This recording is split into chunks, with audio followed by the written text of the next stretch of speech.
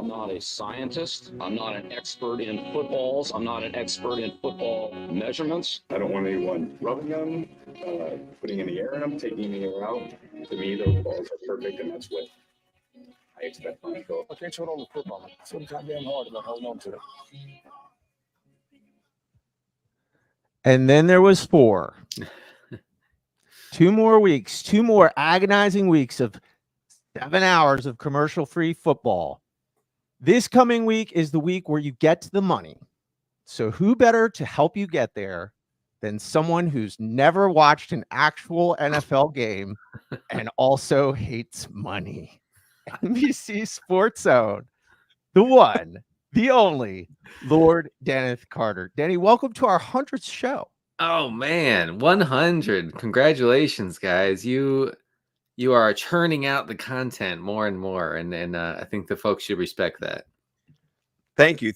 Welcome. Yeah, you claim to know ball, yet you've never coached an NFL game from the sideline. You've never sat in a box and called X's and O's. You've never run a dig route. You have, though, thrown an interception on an NFL Hall of Fame field. You have a little bit of cred there. I will give you that. But no, you are an expert in your field, and we're honored to have you here from Rotoworld, Denny Carter. Better looking than Matthew Berry. I just want to put it out there. When you were on camera with Matthew Berry, I'm looking at you, brother. Well, look, I think we all have our different appeals. I could tell you that Lawrence Jackson makes us all look pretty bad on the Fantasy Football Happy Hour because he is one cool, good-looking dude. And he wears the cutoff shirts, and then he is jacked, and then he flexes too to let the people know, like, these are the guns. Yeah. So it's not fair because usually you're handsome or you're ripped, and then he happens to be both. It's just not fair. He's the Anthony Richardson of your broadcast, is what he is. Many are calling him that. Yeah. No, well, we brought you on because not only is it the heart of the fantasy football kind of playoffs, but it's the heart of the NFL push. I mean, what an amazing weekend. Travis Kelce died. He's dead. It's over for him. I wanted to get your live reaction. What do you think? I saw him shot in the end zone. Looked like a sniper took him out on a little turn route. What did you think about that play? Well, I mean, I think Taylor Swift's reaction said it all. Which was, oh my God, holy F, or whatever she said. It's startling. We see a lot of horrible things on the football field. I'm not sure. I've been watching football, NFL football for 30 plus years. I've never seen something quite that horrible as what Travis Kelce went through the other day. Yeah. He rightfully so. I'm so glad that Taylor Swift is there. Mike Cash-Collins, what do you think about the Taylor Swift, Travis Kelce since they've been together, 2 touchdowns, he's averaging under 12 fantasy points per game. It's not the same guy. Many people are saying he's washed. I honestly think he's going to retire at the end of this year.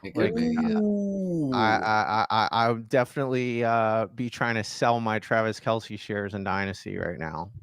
It's not looking great, I think, for the future of Travis Kelce. He's clearly lost a step. There's really just no one else there to keep coverage off of him. I don't know. I don't think he wants to be around anymore. I just get that vibe. Like he's slowly put out there just little things where he's like, this really hurts. Like he just says little things like that, like it's been a lot of pain, and I mean, if this Taylor Swift thing works out, like he can be Lord of the Swifties. He can just travel around. Him and his bro podcast. What else is there to do? He's got Super Bowls. Yeah, it's not. He had a little mini dynasty run, with Mahomes, and I guess that's all there is to it. I don't know what the Chiefs are going to do without him, since he is their only good offensive player besides Patrick Mahomes. Right, they're going to have to do something.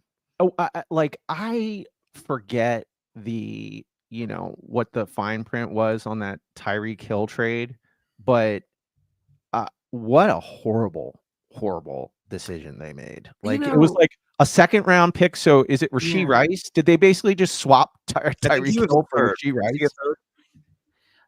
Well, They got I'm a second, a third, and a sixth, I think, something like that. I'm a little conflicted, guys, because you say like I say the same. Oh, what a disaster! Why would they trade Tyreek Hill? But they won the Super Bowl last year, so was it really that bad? I don't know. Right. Yeah. Yeah, but I mean, if they'd had Tyreek Hill, they also would have won the Super Bowl last year. Right. That's probably a good point too. they You would probably think would be so. close You to would winning think. the Super Bowl this year too. Tyreek is. I was telling my dad the other day. I don't see any argument to say that Tyreek is not the best receiver in the league. I mean, like I feel like it's not even close. I mean, I've never seen anybody who moves like Tyreek Hill. I've seen guys who move like Justin Jefferson. I've never seen it. Yeah. From anybody but Tyreek. I mean, he's definitely special. I was listening to a guy talk about it today, and they were talking. It was a DB. It was just like an Instagram clip, and he was saying that like one thing that he could improve on is that he's so fast that when he's doing like his double moves, he's not faking anyone out because they're still trying to catch up to him from like the first move. You know? Yeah. So like he still has so much room for improvement. You know what I mean? Oh man, you're right. Yeah, he's so far ahead of everybody. Yeah. Yeah, that's good actually. It was interesting. I tweeted out, a month or so ago, something about Tyreek being one of the best wide receivers ever.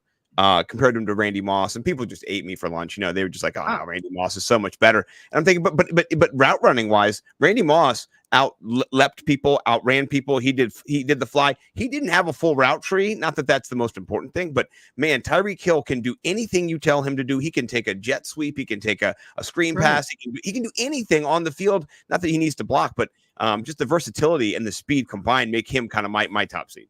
Yeah, I remember when in Tyreek's rookie year, Jeremy Maclin, if you remember that guy, he was the wide receiver 1 in Kansas City, and I was really excited. I had him on every fantasy team. Alex Smith was the quarterback. Anyway, I was like, Maclin, wide receiver 1, love this guy. It was clear, like I saw Tyreek Hill get a few snaps one day early in the season, and I was like, well, yeah, that's the best receiver I've ever seen in my life. So Macklin's done. Maclin can't compete with that. No one can compete with that because I literally have never seen anyone run that fast on a field. No, and that was when Adjust the Ranks was born, kids. If you want to go back and figure it out, he saw Tyreek and said, You gotta adjust. You gotta take Maclin out of the ranks, and you gotta put the kid, the rookie, in, all the way up. I remember that. That was Maclin was coming out of Philly. He had done well. And he had kind of put himself into that fantasy conversation where he was looking at that 2-3 hybrid and upside. And in KC, he was wide receiver 1, right? And he had kind of the clear path to targets. But no, he got Tyreek. He did. Yeah. No, I love all this Tyreek talk. By the way, he did not play this week. So if you're Cash Collins and you had the bye in our home league, which is amazing, great job to you, Cash. You sat Tyreek and Keenan Allen because they didn't play. But if you had to play this week, you had no bye, and you had Tyreek and Keenan Allen. Oh, good Lord, what a kick in the nuts. Those teams you fought all year. If you didn't get the bye, maybe you were close. You were one of the top teams. And then just to kind of go out with a 0-0. Oh, my goodness, man. What a terrible fitting ending for you guys. That would have been horrific. I have Tyreek in a couple leagues where I have a bye, and I was very grateful for that. And I'm hoping that old Tyreek can get that ankle right for week 16. Oh, yeah, for sure. All right. Before we get into stuff, how many redraft leagues are you in, Denny? 6. 6. Okay. 6. Yeah. So Denny, let me ask you a question, because your podcast partner is the one who decided to kind of make this a little more mainstream and to mock it, which I loved. The other day, I woke up. Yeah, I loved it. I woke up and I just tweeted out, hey, I'm in 5 of 6 leagues. I made the playoffs. My rankings are 1 number 1 seed, 2 number 1 seeds, a couple number 3s, a number 4, whatever. I didn't make it in the 6th league. And then I said, what are yours? So I just want to read your fantasy receipts about the playoffs. If you're an analyst, like, where's your money? Where's your mouth? Let's hear. And then I go to school, I teach, I come back, And your boy JJ has tweeted out like, "I've never not gotten a number 1 seed in the playoffs. So everybody seeking a." And then Matthew Barry goes, "I'm just so interested. Is anybody interested in what people do with it?" I said, "What is wrong with you guys? This is all we fucking do all year, and you wonder if anybody cares? If you're, I mean, that just blew my mind that Matt didn't know. So tell your boss, Matt, we all do care about what everybody's leagues are, and that's why we're asking Denny, where's your count and the amount right now? We want to peel it back. Where are you in the crab cakes, by the way? I want to hear about that. Crab Cakes League, which obviously the three of us and some other fine gentlemen from Maryland are in this league. I finished second overall to one Scott J. Simpson. It's me, up here, Sky Simpson. And for the second year in a row. Third year in a row, maybe. Yeah, we're going to the next round, and we might meet in the championship again. Yeah, So me and Scott are constantly battling in that league. I look forward. I really, really hope that we get to play a championship game. Me again. too. No one gets hurt on the field this year, and we don't have to just get to find out who's better. Because it's a three-peat. I'm going for a three-peat, so you got to stop. Which is remarkable. I have to say, Mike. Look. I think Mike has the edge in golf. Okay. Yes. But I mean, Scott is just kicking ass in this Crab Cakes League. So, you guys have a little bit of both there. I will say, if just for the receipts purposes, 6 leagues, I made the playoffs in 5. Nice. I missed a real bad beat in the final week before the playoffs. I lost on a total point situation. I didn't get the final seed. I missed by about 3 points. So that was tough to swallow. I could have made it 6 out of 6. So it's 5 out of 6. I had 2 buys. Nice. But this is my Tyreek teams. Yeah. Oh, and the crab cakes. You have Tyreek and crab cakes. Yeah, I do have Tyreek. You've just built an overall solid squad. You just go wide receiver heavy. It's almost like you're a 0 RB guy. First 5 picks, wide receivers, and it's money. I watched you at the draft this year, and I was like, I was jealous of the draft. I was like, it just looks good. It looks nice and safe. I love, look, when you guys, when the commissioner gives me a bunch of flexes to fill with full PPR, right. I'm only doing one thing. There's no secret. There's no, everybody in the room knows, well, here goes Denny. He's taking Mike Evans. He's taking Gabe Davis. He's taking, whatever. Chris Godwin's going to be his wide receiver 8 or whatever. It's just, the way I do it. Championship, 3rd straight year. I mean, yeah. It's depth too, right? Like that's the other thing too. I mean, the strategy. I mean, that's if I've learned anything this year, being a quote unquote self-proclaimed analyst now, and just trying to get better at all aspects. Like I would say, my biggest takeaway from this year is just the importance of depth, dude. Like, it's just. I mean, when you're playing season-long redraft, like, man, people like. My home league, I had Joe Burrow and Mark Andrews, and I was just like, I'm the guy, right? And at a certain point, I had Keenan Allen, I had Tyreek Hill, like I'm built. I'm built for the chip, right? Sure. No, depth is critical. Yeah, go ahead. Sorry. Well, so then there was just a certain point where I had CJ Stroud, like I had him just in case, right? Because Burrow was, kind of dinged up, and then Burrow just started looking good, and I was just like, it would just be really unlucky if something happened to Joe Burrow, like that would just be really unlucky. It would. The week after I dropped CJ Stroud, somebody picked him up, and now I'm scrambling. I have to pick between Gardner Minshew and Matthew Stafford for the coming week.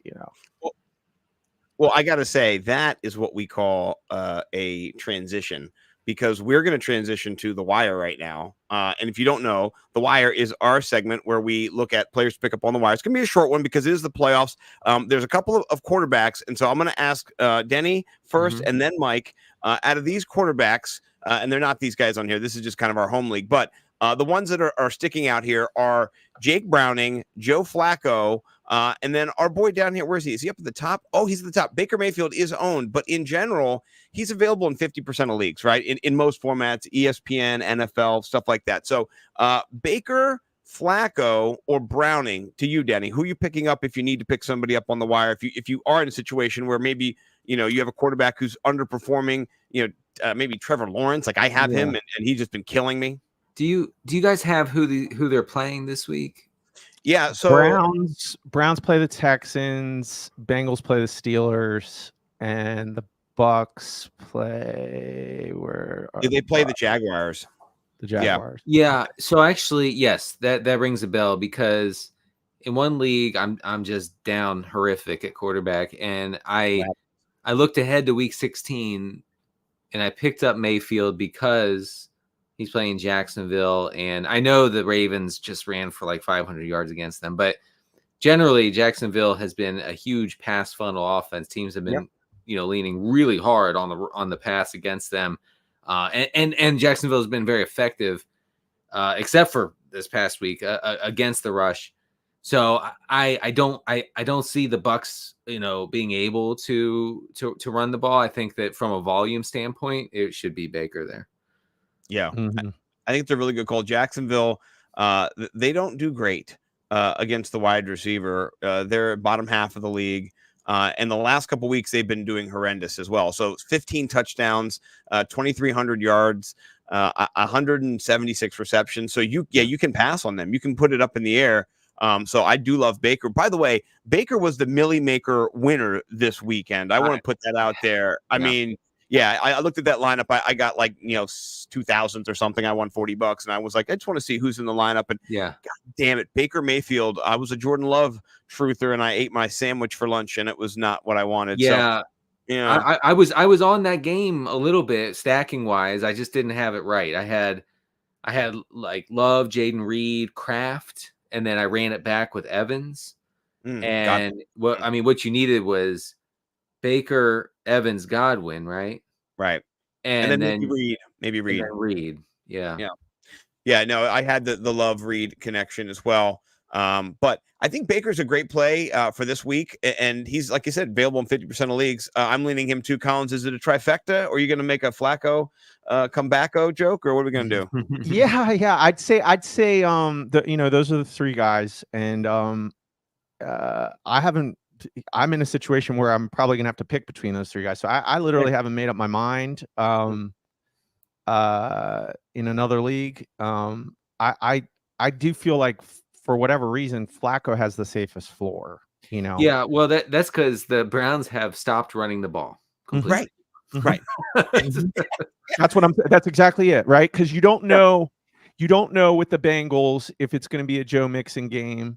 Right. Like he might, they could get down there and then he has 4 touchdowns, I mean, he really is such a key part of that offense. Jake Browning has just been, a revelation, Well, there's maybe no chase. So, I mean, if there is no chase, that's a ding. You don't really, Right. There's no chase. And then also, with the Bucks too, I mean, Rashad White, I mean, he's it's exactly what you said, Denny. It's just like the Browns, they don't do what they were doing as a football team. I have to say though that the Browning thing is really frustrating from a nerd standpoint because he's been getting away with it big time with like all the yards after the catch and stuff.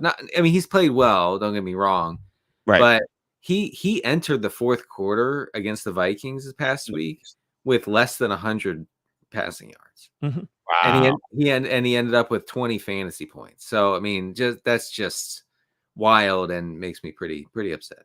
Yeah. Mm-hmm. He had a 69% passing completion rate though. So that's pretty nice. Disgusting. Yeah. My family league, I started him and, I was sweating so hard during that game when across. I was like, oh yeah. Yeah. That was a football move, as the kids would say. No. Okay. All right. Let's settle the running back debate. There's a few running backs. Mike, I know that you're going to go Zamir White, but there's also possibly two in our league. No, you see they're picked up, but Clyde Edwards-Helaire and Jerick McKinnon, both rostered in ours, but available in several leagues, 32% for CEH and then 37% for McKinnon. I'll start with you, Mike. If not Zamir White, which one of those backs are you leaning if Pacheco kind of remains out and is no longer viable? I mean, the only ones I wrote down were CEH and McKinnon. Is Josh Jacobs going to be out this week? I didn't know Not sure. that he was. No, Like, I think, sure, but I don't think Zamir White, has any value unless Josh Jacobs is out. So, and same with the other guys too. So, but it does seem like Pacheco, he had a shoulder operation. So right. That's if bad. I was them, I would hold him out another week. So I guess I'm more interested in the Kansas City. That's a weird thing where the Chiefs were like, yeah, he had shoulder surgery. He should be good in about 20 minutes. Yeah. What? How can that be? Yeah. He's already on the field. Yeah, I feel like that's pretty serious. Like, wait a minute. Yeah. I hurt my shoulder lifting this chair I'm sitting in, and it's still hurting a year and a half later. So, right. I know. So I don't know how that works, but okay. Yeah, I'm leaning in this. CEH. I can't believe that his efficiency is still terrible. He's still getting 13 carries, 37 yards. It's just so barf. But the touchdowns, the passing too. But I don't know. I mean, if I'm going to choose between these guys, McKinnon kind of has the upside. With more, I mean, he had not as much passing last time. They're both, look at their 2.8. Have the Kansas City Chiefs forgotten how to run the football? Because this is atrocious. I mean, holy crap, not good. Well, maybe just New England, but yeah, it's a little tricky because Clyde Edwards-Helaire has outsnapped McKinnon by a huge number over the past 2 weeks. I don't have the exact thing, but I mean, suffice it to say that like CEH is running as the clear RB1, and then this past week against New England, CEH ran more routes than McKinnon. Wild. He ran 18 routes to 14 for McKinnon, and he saw 4 targets to only 3 for McKinnon. And importantly, CEH saw what the green zone work, the inside the 10 work. So that's a change. That's a switch the way that this backfield usually operates. I thought I knew something about this backfield. Turns out I didn't. No. Well, CEH to the moon then. And Davis Maddock can finally be validated several years later. Great. A short king summer.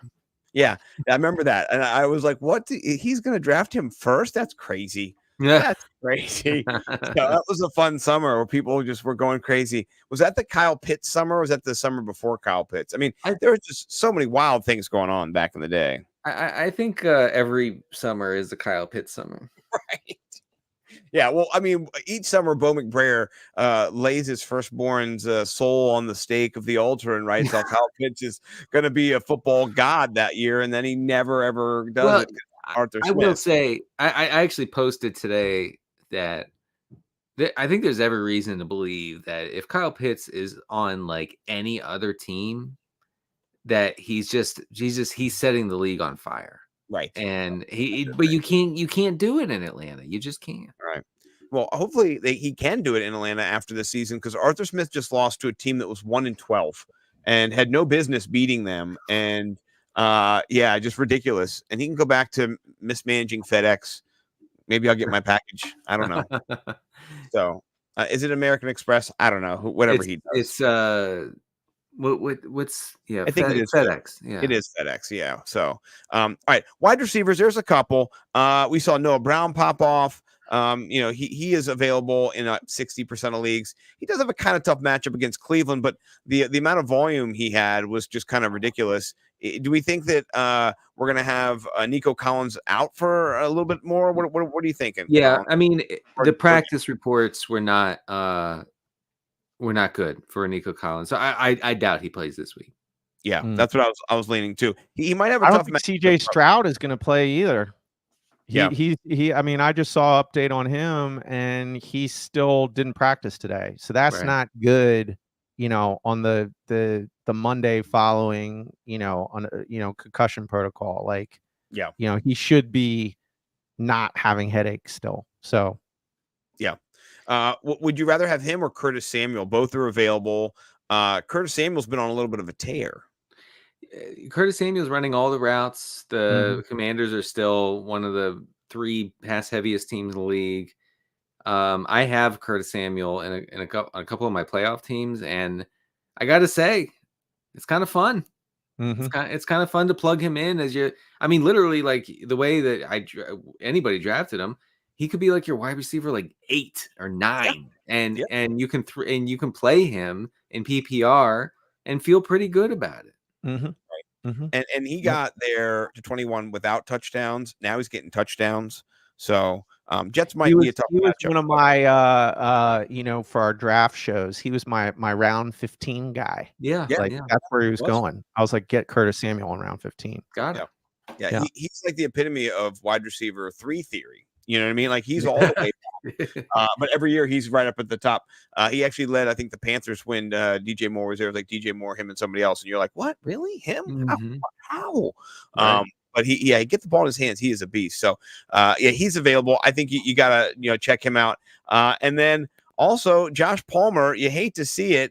Hockey stick himself is still a quarterback, but I mean Josh Palmer. He might be available too. Any interest in him, Denny? Are you still a Quentin Johnston truther? Because I know that's Look, the thesis behind the Quentin Johnston play this year was that you take him, you wait until Mike Williams misses time, because he misses time every year. Check, yeah. And then bang, you got it. And then it all falls into place. Yeah. And guys, I don't know if you've been keeping track of this, but the first thing happened. Mike Williams missed most of the season. The second thing didn't happen though. And go ahead. He dropped a touchdown that could have started it to happen. Like at one point, it was in his hand. It was like right there. I know. So I thought of you when he dropped that touchdown. I'm just like, God.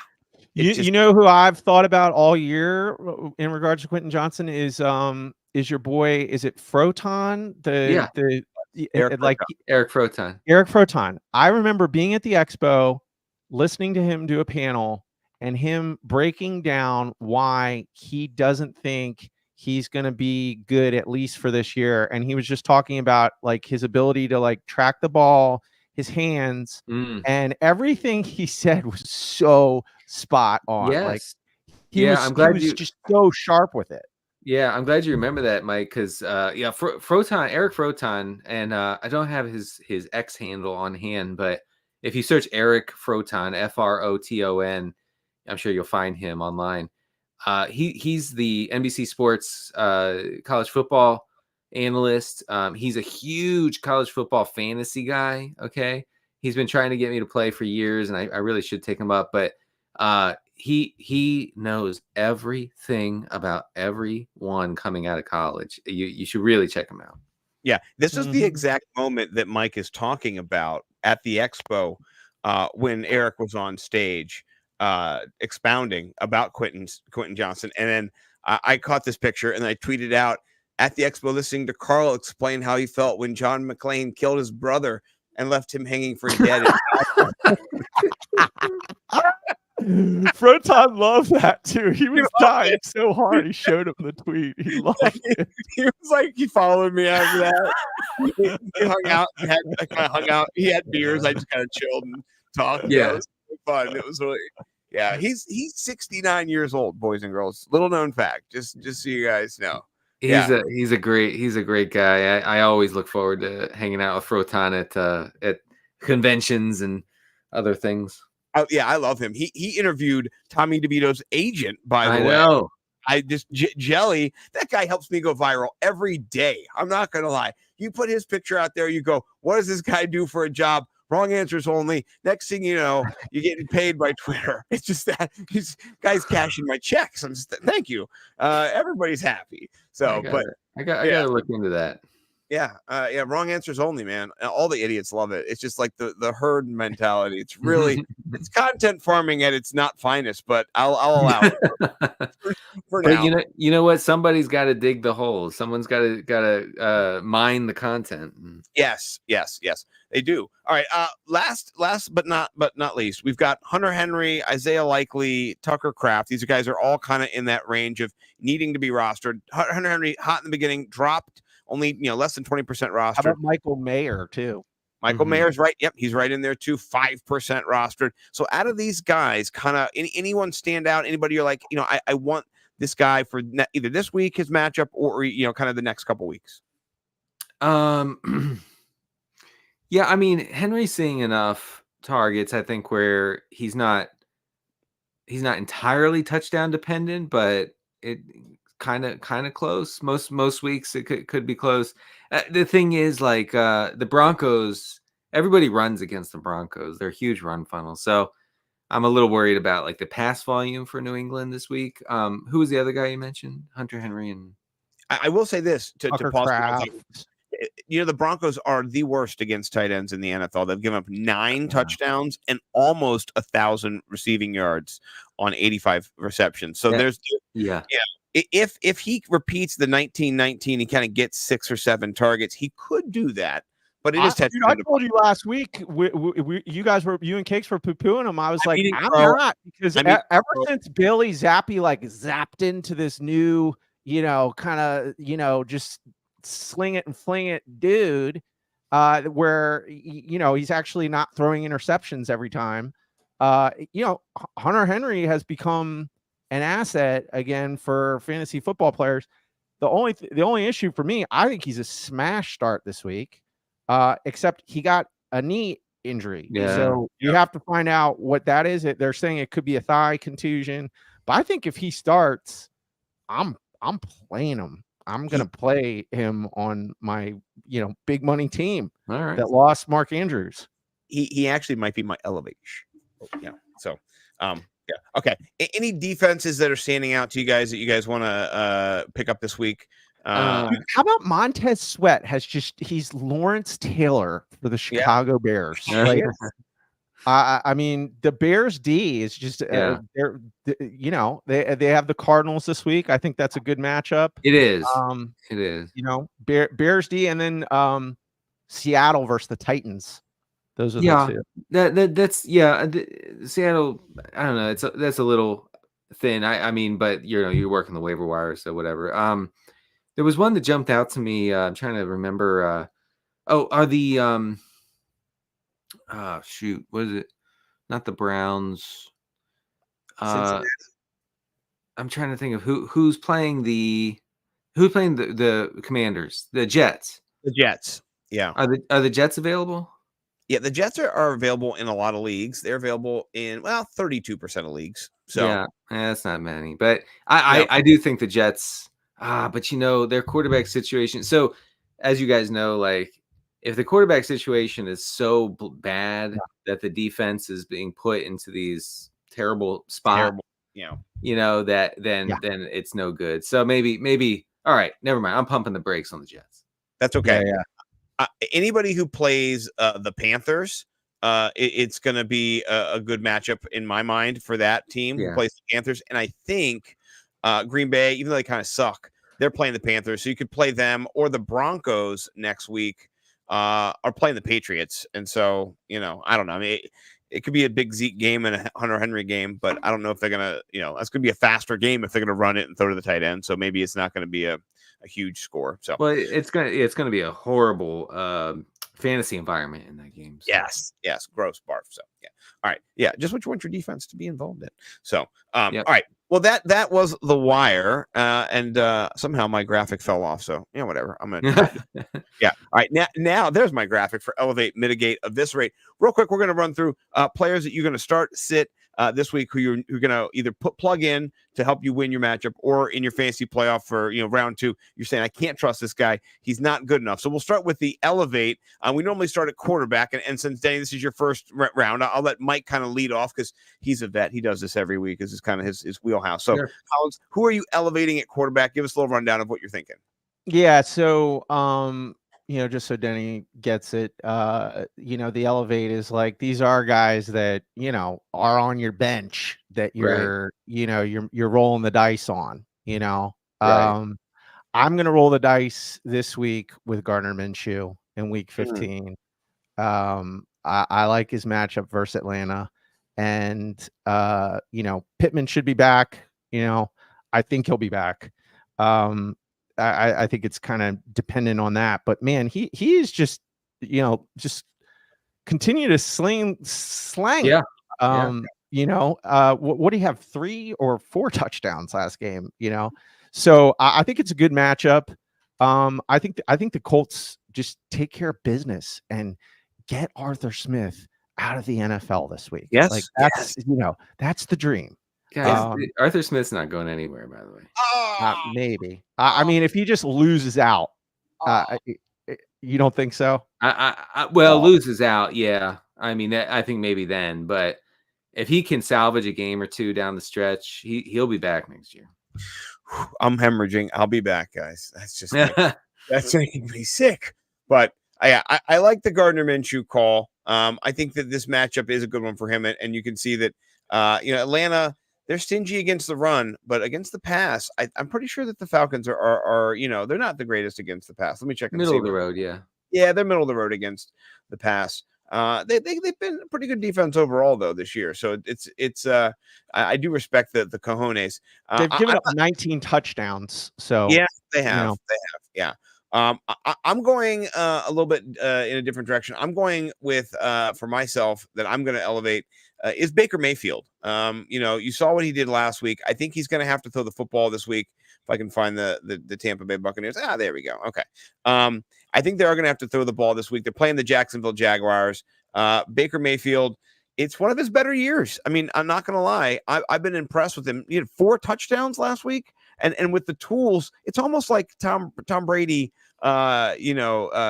knew what he was doing when he went to 2 superstars in Chris Godwin and Mike Evans. It just makes a lot of sense. And then the emergence of Rashad White too. It's just Baker Mayfield to me is somebody who I want to play this week, and I think you got to have him on your team. One of the guys in our league, Jorge, did not play him, and he lost, and so he was bemoaning the fact that he did not play Baker Mayfield. I think last week he played him and did well. So sorry, Jorge. And I think I'm the guy who kicked him out and beat him. So what are you gonna do? Yeah. So how about you, Denny? Who you thinking about starting this week? Who maybe be on the fringe? I mean, Baker's a great one. I will say a guy like Alec Pierce would be very interesting if Michael Pittman is out. Pierce basically ran all the routes after Pittman left after what was a horrific hit. I saw you going back and forth with some football knowers and Pittsburgh fans. Yeah. Really quite something that we can all see the same hit. And some of us will say, not only was that not bad, it was good.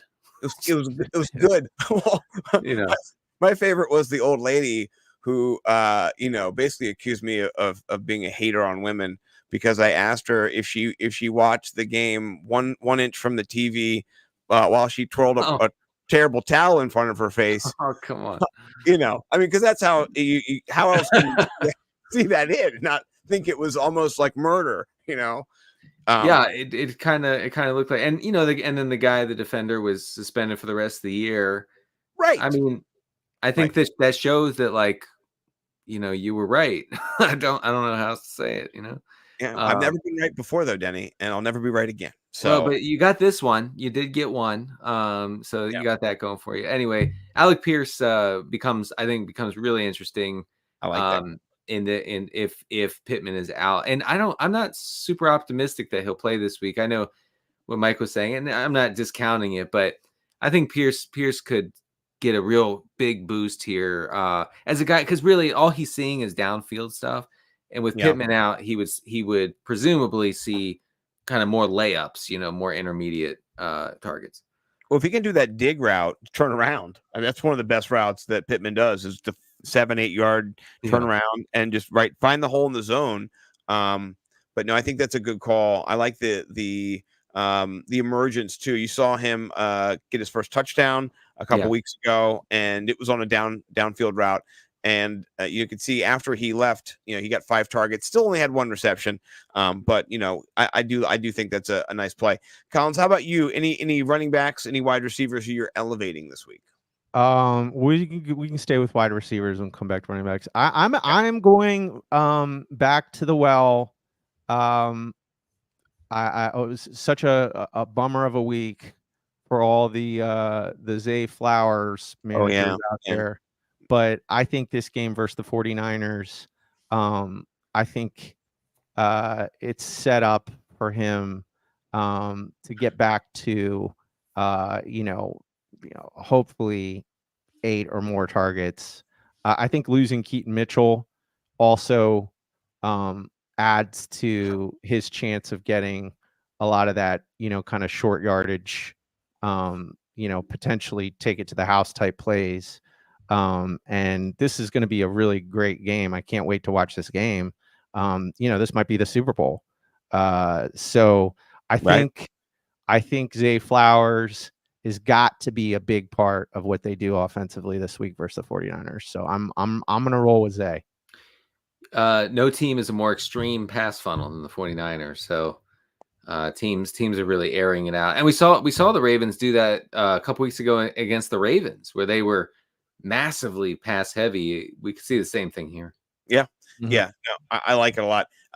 So my guy for Elevate is Chris Godwin, right? And maybe you're fringing with Chris Godwin, or maybe you weren't starting him, but with Baker, man, I really like it. And the matchup against the Jags, he's oversized in the slot, and he's just been such a great, reliable target for Baker that I think it continues. I don't even have time to change the graphic. So, but yeah, Chris Godwin, I've got him. I'm going to play him this week, and I think I'm gonna have him in the crab cakes. So, you got to roll with him. You got to keep it going for Godwin.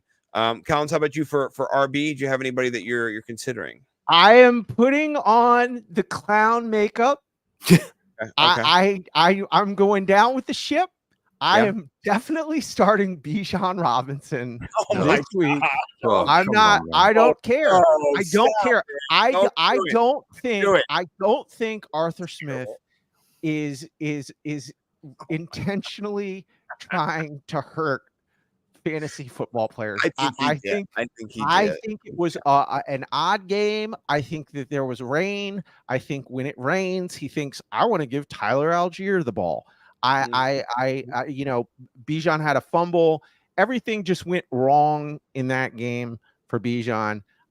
It's another nice matchup for Bijan. It was a great matchup last week. For whatever reason, the first time they played the Panthers, he was all about Tyler Algier. This past week was just classic Arthur Smith doing what he does to all of us out here, rolling with Bijan. I'm doing it. I'm putting Bijan in my lineup week 16. I'm with Denny. I can't. I'm going down. Yeah. I'm going down with the ship.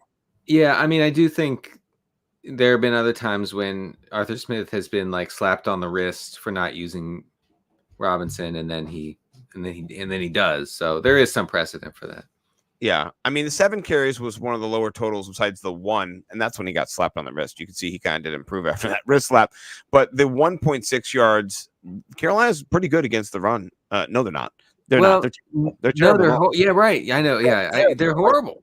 Yeah, they're one of the worst teams against the run. Yeah, they're horrible. No, that game was so set up for Bijan, so that's why I'm being a contrarian. Yeah, I've got bigger balls. I'm rolling with it. I think it's a Bijan week. Yeah.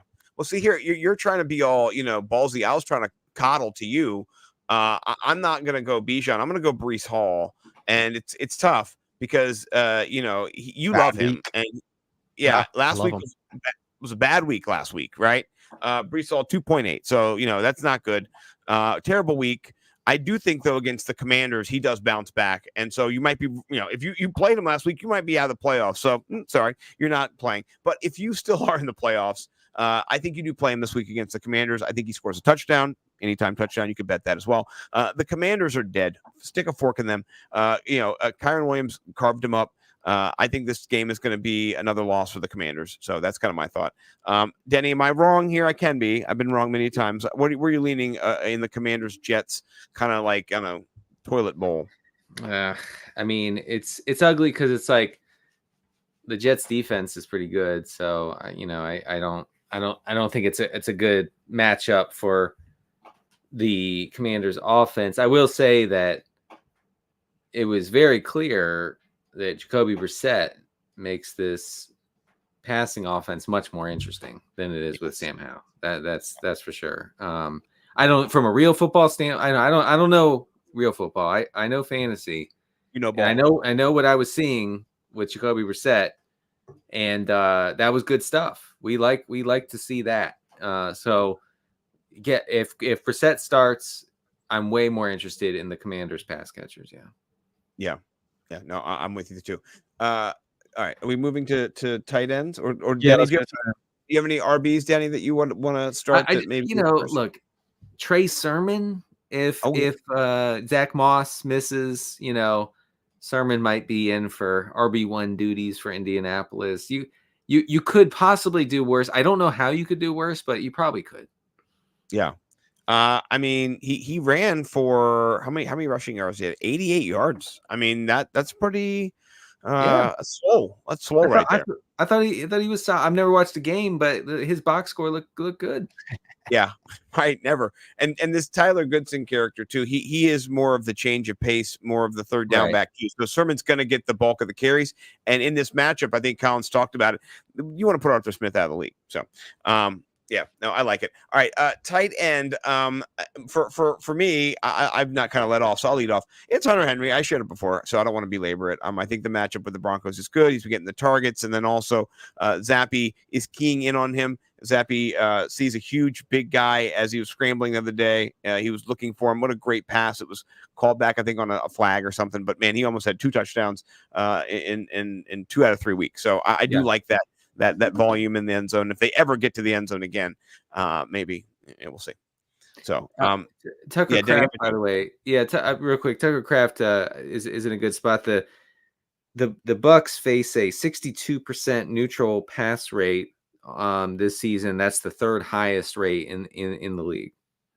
I love that. I mean, Tucker Kraft was a top 10 tight end last week with over 15 fantasy points, touchdown. He was targeted 6 times. So yeah, he's going to be there. That goes right with my tight end Evan Ingram, who is playing the Bucks. So that's a juicy matchup for this coming week. Oh, I'm sorry. Who are the Packers playing? Packers are playing the Panthers. I'm sorry, guys. I was thinking of last week. I'm sorry. That must have came out of nowhere. You're like, what are you guys talking about the Bucks for? No, okay, never mind. Well, I just was using that data because I did not know that piece of information as finely put as you did. But I mean, the Bucks are a juicy matchup. Yeah. And by the way, Chuba Hubbard, it's Chuba Hubbard's season this week against Green Bay if he's healthy. Yes. Oh yeah. Was he the leading rusher in the NFL last week? Was he? Wow. At one point on the top of the screen when it was showing like who was lead, we can go check and see. I can go see everybody who here on the data from the people. No, it was McCaffrey. Yeah, no, it wasn't. Okay, he did not end up being even close. Okay, he had McCaffrey. Yeah, McCaffrey. But listen to this. Hubbard has I'm trying to do some quick math here. 70 carries over the past 3 games. Holy shit, Nikes. That's a lot. Wow. That's crazy. Yeah, that's a lot. That's a load, as the kids say. That is a workload. Yeah. I hope he's I mean, whew. I mean, he's got the last 4 weeks, the best 4 weeks of his whole career, 20, 22, 11, 12. No touchdowns, but I mean, you think that might change this week. So against Green Bay. So yeah, no, I like that. That's a good call. Chuba season. What do you think about that, Bo? Bo does not like Chuba Hubbard, by the way. And if Bo's strategy is once he hates somebody, he doesn't like him ever. So I mean, Chuba's not good, but when a guy's seeing 70 carries in 3 games, you got to pay him some attention. Listen, who's going to love Chuba Hubbard more than Zero RB King Denny Carter as we approach the money time of the year, and all of a sudden there's a guy out there who, you drafted, didn't draft, got off the waiver wire, whatever. And now he's got 75 carries over the last 3 games. So, Yeah. yeah. No, I'm with you. All right, last thing to elevate before we mitigate real quick, and then we have to, build a lineup to win $1 million and share with Denny and do all that stuff. Okay, I'm trying to figure out where I'm at. Oh yeah, defenses. Okay, that's where I'm at. I'm elevating this week's defense for me is against Tommy DeVito. The last time the Eagles played the Giants, they murdered them. I think they gave up 7 points. It was not good, and so I think that the Eagles have been much maligned because they suck. But I think Tommy DeVito sucks more than the Eagles do. Where's Philly in here? I can find him somewhere. Okay, yeah, Philly. And so Philly's not been good. Their defense has sucked. Right now, let's see how many points they're giving up. Oh, they've got 10 points. Okay, that's not bad. They've not been good this year, though. And that's going to give me the whole Well, team. They suck versus the pass, but they're great versus the run. And so, I mean, the Giants are in trouble because, I mean, they can't pass. They need to be able to do that. So, I mean, if he can continue to kind of do things with his wheels, he is an amazing rushing quarterback. Yeah. But if that doesn't take place, it should be a mauling, except for the the fact that it's a divisional game and there's always weird stuff that happens. So I know. But I mean, I think the fairy tale is ending for him for sure. So this is my start of the week. Collins, how about you? Who are you elevating? I mentioned him in the wire. Denny poo-pooed it a little bit, but I like Seattle versus the Titans because especially if Will Levis is out, right? Like, but the main thing is like, if you can get him off the wire and then you can plug and play him. Here's the main thing I've seen with the Titans all year long, and it's why I feel so bad for Will Levis. Like, I think he could be really good. They cannot protect their quarterback. Like, any defense that you're getting sacks, right? So, like, you get a point per sack, like you're going to get 5 points, like with whatever defense is playing the Titans. Like, the pocket collapses and who's ever behind center gets sacked. So, the secondary for Seattle, they have some guys. I just think it's a good matchup for Seattle to win this game.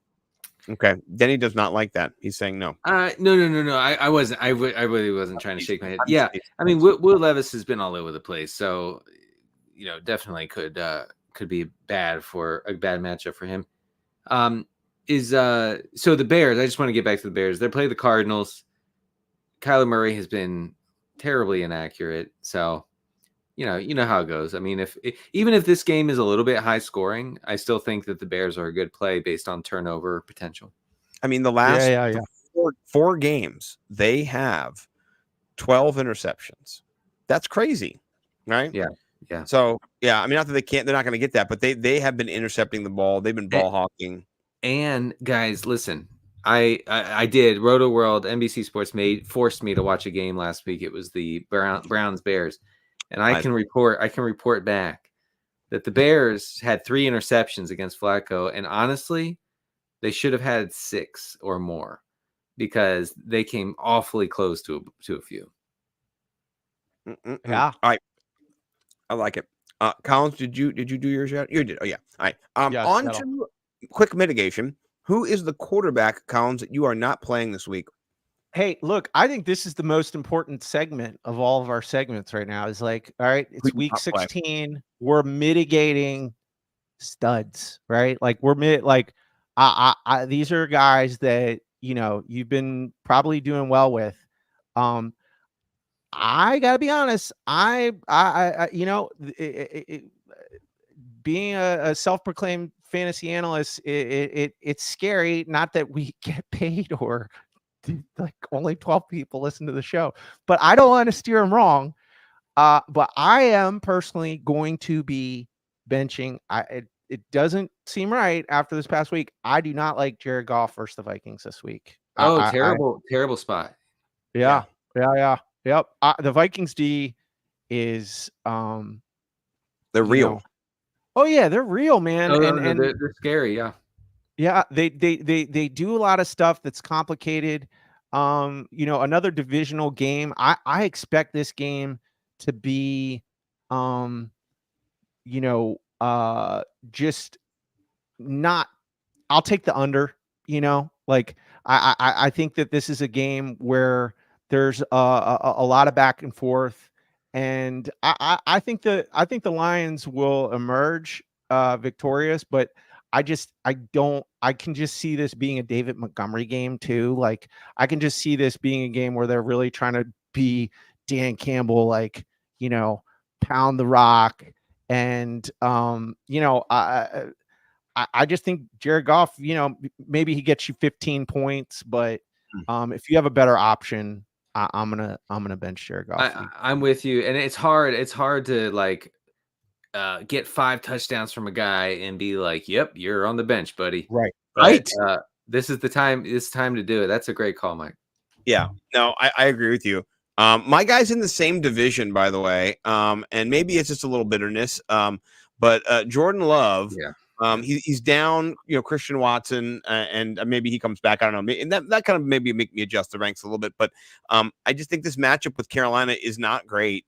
Carolina is second against the quarterback position this year, giving up the least amount of fantasy points. They give up 12 points per game. They've only given up 17 passing touchdowns and 2 rushing touchdowns. So I like that. I like that Carolina has a stingy defense, and they're going to make you play the whole game, and they're going to get in your face. And so Jordan Love, man, he disappointed last week for me in a plus matchup. So I can't trust him against a high caliber, defense, at least in fantasy, respects, where they can also run the football, and it could be Aaron Jones' season instead. So it just kind of, unless Aaron Jones gets the passes out of the backfield and those screens develop, I'm a little wary about Jordan Love. So yeah, I was going to say Jordan Love. I'll just throw out Aiden O'Connell as a guy who had 1 million fantasy points this past week, and I'm projecting him for less than 1 million fantasy points against the Chiefs this week. Slightly under. Yeah. I mean, 4 touchdowns. In the end, I thought it was kind of unfair that they had, Brandon Staley go out there and, play corner. But I mean, his 4th touchdown, it was kind of, but anyway. Oh man. Yeah. So yeah, I mean, I know that was exciting. You felt like a freaking genius playing him, I'm sure, but it's time. I wish I had. Yeah. Oh man, yeah. Me too. But yeah, you got to just cut ties emotionally. Okay, you did that for me. You're out of here. You're done. Yeah. I mean, last week's top 10, Baker, Jared Goff, Purdy, O'Connell, Carr, Stick. I mean, that's just Easton Stick, ended up having some great garbage time points too, right? Like he ended up over 30 in the BFF scoring. Yeah, he's got 3 touchdowns. So yeah, it's a wild time. All right. What about RBs this week? It's a hard time to mitigate an RB. Collins, I'll let you be the first wrangler to go out there. I got a big name. I'm going to wait for mine. I'll do mine last. Okay. I don't feel like, this is as sexy of a call. I think it's, probably, more people will agree with me, but still big name that we've been starting, since he's been back from injury, Devon Achane. I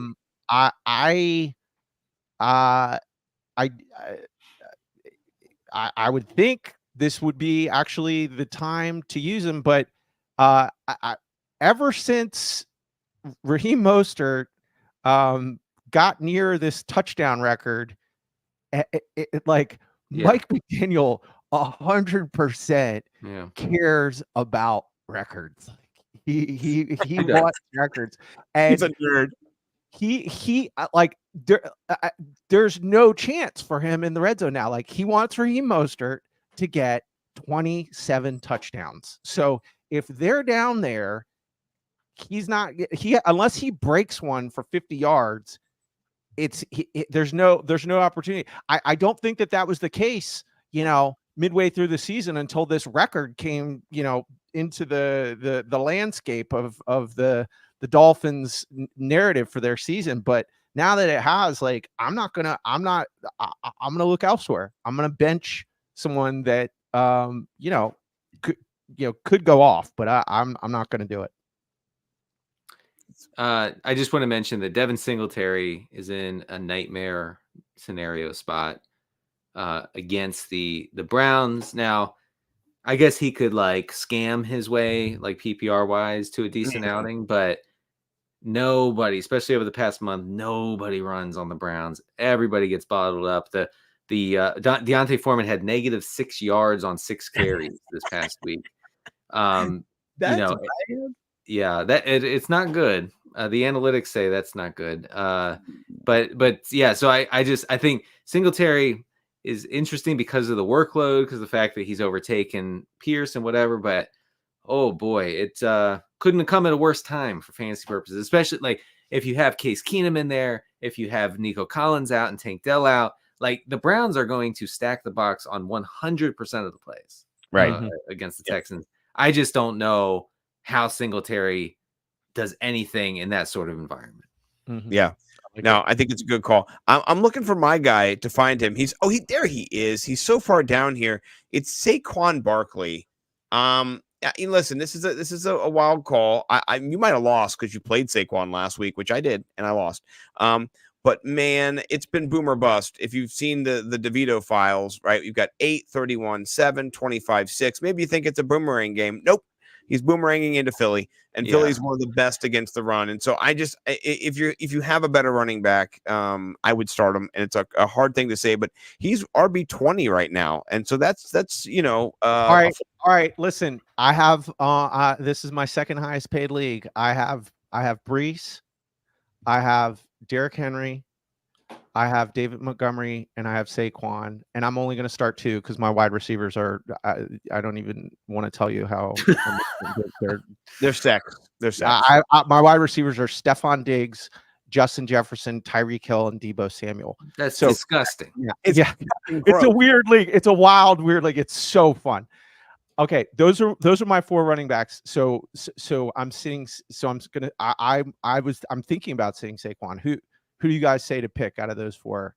Brees, Saquon, Derrick Henry, David Montgomery. Okay, it has to be Montgomery and Brees. I agree. Brees. I agree. Okay. Those are mine too. Yeah. I mean, Derrick Henry has Tajay Spears there with him, cradling the carries, getting little passes and stuff. But their offensive line, like you said, is trash. They can't move anybody. They just all hit each other. And then the linebackers pop around and they're like, I got you. You get tackled.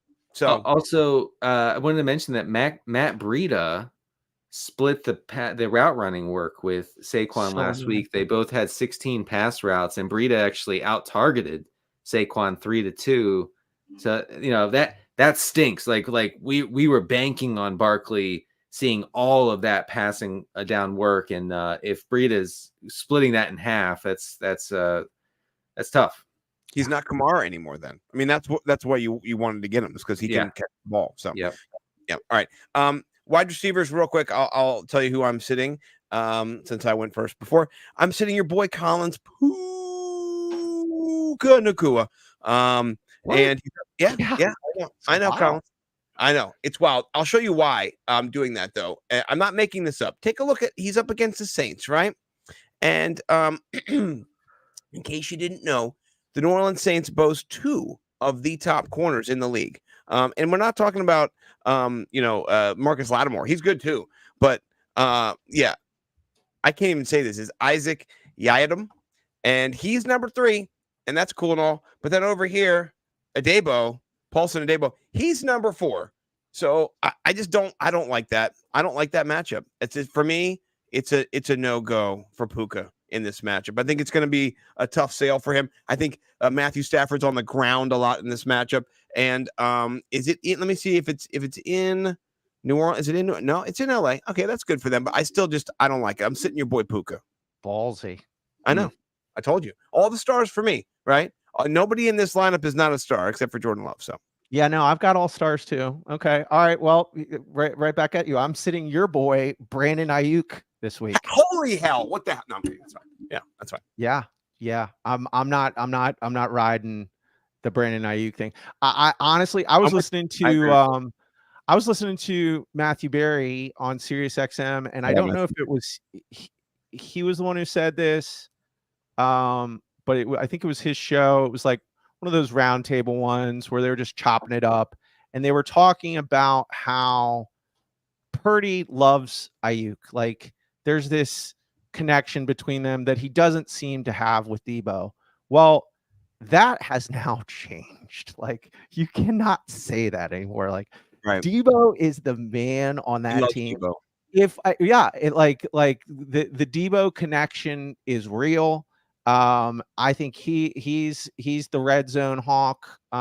If they're throwing the ball, and so I mean, I could get you there, but if you have a better option, I think Debo has just kind of taken over as they've got the mind melding thing, they've got the chemistry, and Ayuk, if he gets a touchdown, which he could, but if he doesn't, more than likely they don't do anything different. Like, CMC is going to get 2 or 3 touchdowns, and Debo's going to get 2 or 3 touchdowns. Like, that's how they win games.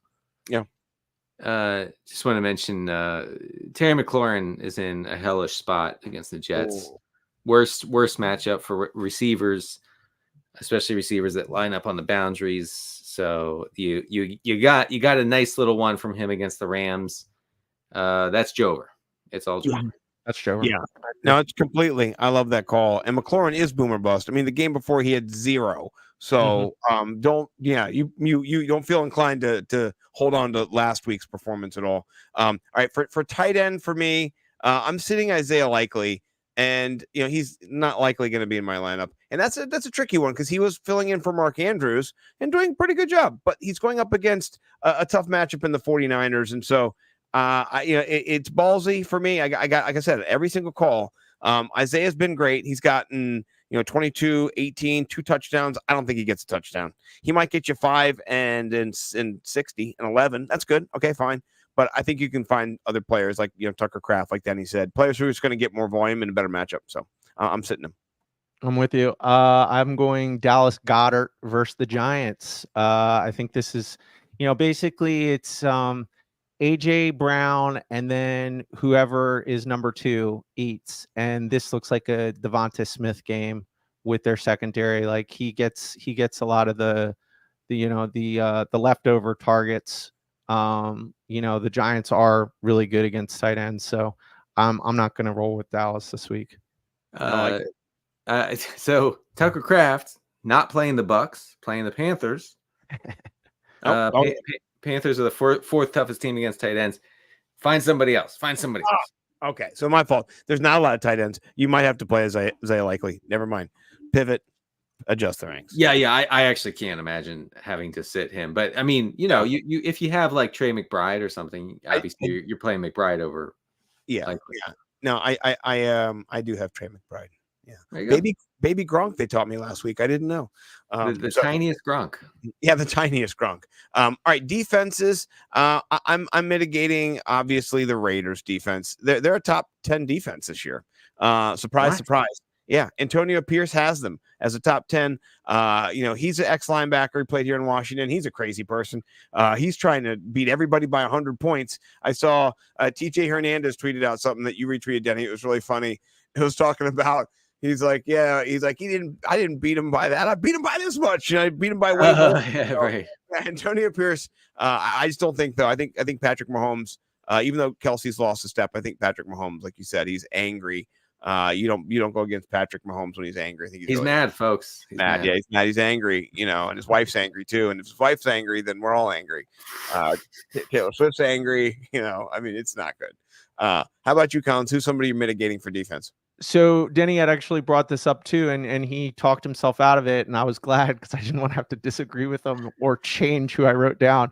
I'm mitigating the Jets versus Washington just exactly because of what you said. Like, I think if they don't have a quarterback, I think the Commanders are adequate enough where they're going to have enough chances to maybe get 21 points, and that ruins your defense, right? So yes.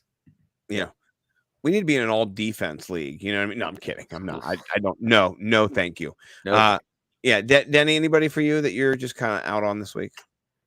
At receiver or no defense? I'm sorry, in defense. I mean, like I feel like you can't play confidently play the Cowboys against the Dolphins. Or Yeah. do they play each other, right? Yeah. That's a good one. Yep. Yeah. No, So I don't know. I think you The could number probably, one defense in most formats too, Yeah. and I Yeah. have them on my second big money team, and you could I'm probably not do going. better. I mean, maybe yeah. not. We'll see. It's a matchup though. Like You that's the never thing. know, right? Because they can just take one to the house, but it's a scary matchup. Yeah, it is. No, I like it. All right. I'm not really eviscerating anybody, but I am going to try to help us win $1 million right now. So before we get out of here, Denny, can you enter into a legal binding agreement that if we win this, we will share Yes. 3 ways. And we got to figure out a way to like duffel bag the money to you two and do it without, the FBI. Don't worry though. Don't worry. Yeah. Like, We won't win. we won't win a dollar. We So. won't win. But I'll turn it over to you, Denny, since you're the guest. You can build the stack, and so we can go. Your QB. Let us know. Money not an issue, right? We're already in. The money is spent. So Sure. Okay. Let's see. What's a good stack? You kind of have, you probably needed like a sneaky kind of stack. Do you guys think Tampa Jacksonville would be sneaky? I like the Baker, and then Yeah, we talked about Baker. we talked about Baker, but no, Baker's going to be chalky this week. Okay, too chalky. So let's go Lawrence. Okay. Lawrence, Ridley, Zay Jones. I think Zay Jones got a hamstring. Oh, ooh. Do you want to put in the Evan Ingram call that Mike was making before? Yes. That's Okay. right. Ingram, and then throw in. So Evans will be low rostered compared to Godwin because Godwin's on a heater. So get Evans in there. I like that. It took us to DST, but I always like to kind of play around here and look for the pay down. Minnesota. Yeah, where's Minnesota on here? Let's find them. All the way down. Oh, they are. Oh, Vikings. Okay, I'm looking for Minnesota and the Vikings. Yeah, I'm an idiot. Yeah, I like that call a lot. Oh, only 2,500. Okay, very cool. All right, so now we've got 21-6 to go between the two, RBs and the 2 wide receivers. So let's go look at running back here, and White is the most expensive running back. Interesting. Wow, really? Yes, Jeez. because you don't really have any big names on the slate here. What do you guys think about Aaron Jones down here at 6,400? Could we throw Hubbard? Yeah, let's go check. Oh, Hubbard. 5,700. I like that one. Okay. And then we could go more expensive if we wanted to. Do we want Mostert in this game? Do we think he's going to break the touchdown record? I don't know. I'm not too sure about that. I don't know. I mean, he's a pay up, right? So who else? Let's look at wide receivers and see if there's better option to pay up. There's actually a comment here that says Parker Washington if Zay Jones is out. That's actually a good call as well. I do like that. Yeah.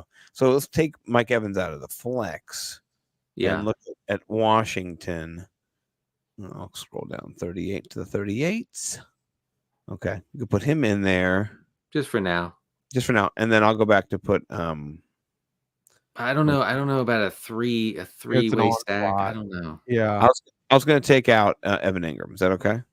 Okay. Well, you like Ingram though. I do like Ingram. Okay. Yeah, that's too many people. I think you're right. Okay. Yeah. I mean, Washington. We'll see. Like if Zay Jones is definitely out, then yeah, that sounds right. How about what about your boy Pierce? Do you want to see how much he is? Oh well, no, because we don't know about Pittman. You know who could be sneaky because he had a down week. DJ Moore. Yeah. DJ Moore. Yeah, and against Arizona, they're not very good against anybody. No. It's a nice Samuel. Yeah. I think that's a great play. 6,900. For the kids. Yeah. So we've got RB and flex. RB. Let's go to RB. We're gonna have to get cheap here. Yep, we're gonna have to go down. See who's down in the 5s. Down. Let's see. Could we swing Aaron Jones? I think we could swing Aaron Jones. I mean, Tyson Chandler. I don't know. 56. Oh no, we can't swing Jones. That's too much of a hit. Well, let's see if there's any suck out tight ends that we. Cuckoo's at 26. Well, you just never know. I'm just gonna check and just see if there's. I mean, maybe there's one or two. Oof. No, there's not. Nope. Sorry. Yeah. So let's get. Let's go with Mike. Let's go with Ty Chandler. Okay. And how much was he, Collins? Did you see his 56. price? He's like up against the hardest defense, and that's our defense. I know, but he's gonna get the work, dude. Yeah, people will be off of him. Well, what about? Oh my gosh, you guys are killing me here. We're going against our own defense. No. We're not going against our own defense. Ty Chandler plays for the Vikings. Oh, he does. Okay. Oh, okay. Oh, yeah. Okay. I was like, okay. All right, let's see if there's anybody in that 34 neighborhood that's worthwhile. Okay. Come on, baby. There's always somebody down here. Yeah. What about I will say real quick. Oh, Agnew is interesting. Right. I was gonna say, I mean, we are rolling with Trevor Lawrence. I mean, that's like a three team stack there. That's crazy. I mean, we could yeah. What about Kate Otten in this matchup and a bring back? Oh, I could do that. I don't mind that, Scott. Yeah. Okay. I mean, all you need is a TD from him. Yeah. I mean, if you just a thought. Yeah, throw him in there. Okay. We got $100 left over, which is fine. Trevor Lawrence, Chuba Hubbard, Ty Chandler. No one's going to have this lineup. Not anybody and their mom and their brother, sister. No. I think this is pretty unique. I love it. All right. I'm updating the entry and hopefully we win. Denny, we're about to wrap it up. We have last segment is 3 tweets. Collins, I'll let you lead off with your tweet. Which one you want? JJ's? Yeah, that one. This just made me laugh so much. I'm sure you guys have seen it, but it's me making my annual first round exit from the fantasy playoffs. That one. Right? That's pretty good. Yeah. No, this is good. I like that. This is great. It just hurts so much. Every year, me and Scott were talking about this. Like, I mean, it's not fun right now. Like fantasy, like this is the time of the year where it's so not fun. I don't care if you're winning, whatever. Like the stress level, like fantasy is basically like the story of a human life. Like it just, like August, it's like you're just filled with hopes and dreams, and there's just so much promise, and then you just move to this slow decay where it's just cancer and death. Like it's over. Right. Like it's just the end, and maybe you win, maybe, but it's just a horrible experience, and there's nothing worse than just again and again getting the first round. Yeah, that you make our hobby sound so delightful. Yeah, our obsession. Yeah, here's mine, Collins. This is Travis Kelce since he started dating a white woman. Come on, man. That's messed up. It just killed me. True. I know. Sorry, Taylor. We love you. No offense. But this is not affiliated with Jordan Addison at all. This is his dog. His dog wrote this. Collins, I think you win, and I think as per winning, you get to go to JJ's. This is JJ's. from Denny's podcast partner. I just thought this was great. Arthur Smith finally letting Bijan Robinson be an RB1 over the last month, just to completely own fantasy managers in the playoffs, is a really good way to wrap up the season. Yeah, it is. That's about it. Yeah. No. Well, we do appreciate you coming on, Denny. This is our 100th episode. Congrats, guys. Thank you. And if you don't follow Denny, you should. 50,000 people follow him. Congratulations to you. You are one of the best. I mean, honestly, you're my favorite follow ever in the history of Twitter. It, man. And I am a sub because if I could sub a little more, I would, because I appreciate your content. You are to me the Riz God of Twitter. And man, I gotta tell my son. I that I appreciate it, Scott. And you keep working those content mines. Thank you. I'm just trying to put down the fan bases. I mean, really, I just want to elevate to Eviscerate. Yeah. So it's fun. I got to pick up a hobby that's a little less toxic, though. Right. Better for the brain. We got to golf. We got to golf. That's where Oh, I can't. I'm grinding Wii golf all winter, guys. I'm yeah. ready to go. I know. I can't wait. Anything we can plug this week for you? Any shows you're going to come on with Matthew Berry? Anything that you know? Yeah, I do the fantasy football happy hour on Fridays with Matthew Berry and the guys. You can check that out on Peacock. And then check out the Rotoworld football show, which is available wherever you get your podcasts on Tuesday and Thursday. Yeah, I love it. And dude, I mean, look at Arthur Smith right there. The perfect. The Falcons' expected pass rate in Week 15 against the Cardinals was 59%. Their actual pass rate was 41%. 41%. That's abysmal. It is. No, this is terrible. Well, thank you, sir. We appreciate you so much, Collins. You want to lead us out as always? Yeah, all the things I just said about fantasy football: pain, heartache, destruction, chaos, and devastation to all your opponents in Week 16. Peace and love everywhere else. Peace and love everywhere else, folks.